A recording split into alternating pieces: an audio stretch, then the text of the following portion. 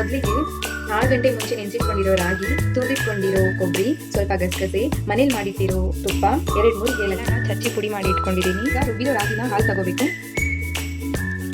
ಒಂದು ಕಾಟನ್ ಬಟ್ಟೆಯಲ್ಲಿ ಸೋಸ್ಕೊಳ್ಳಿ.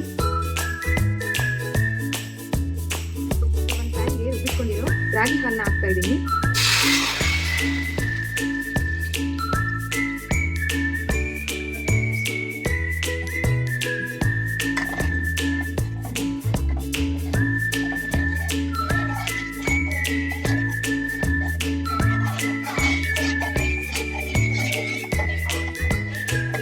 ಕಲಸಿಟ್ಟಿರೋ ಬೆಲ್ಲ ಹಾಕೋಣ.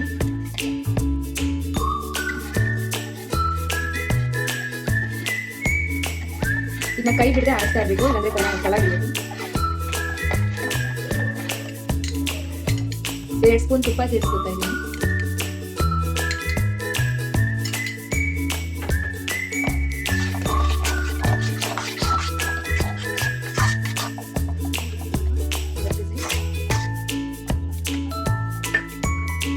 ಸ್ವಲ್ಪ ಕೊಬ್ಬರಿ ಚೆನ್ನಾಗಿ ಬಾಡಿಸ್ಕೊಬೇಕಿದೆ ನೋಡಿ. ಈಗ ಇದೆಲ್ಲ ಹಸಿ ವಾಸನೆ ಹೋಗಿದೆ.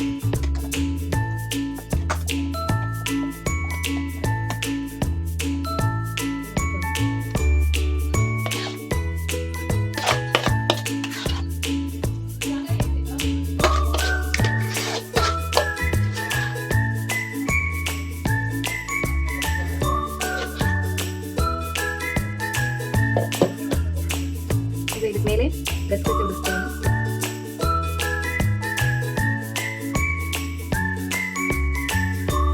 ಹಾಗೆ ಸ್ವಲ್ಪ ಕೊಬ್ಬರಿ ಉಡಿಸ್ತೀನಿ.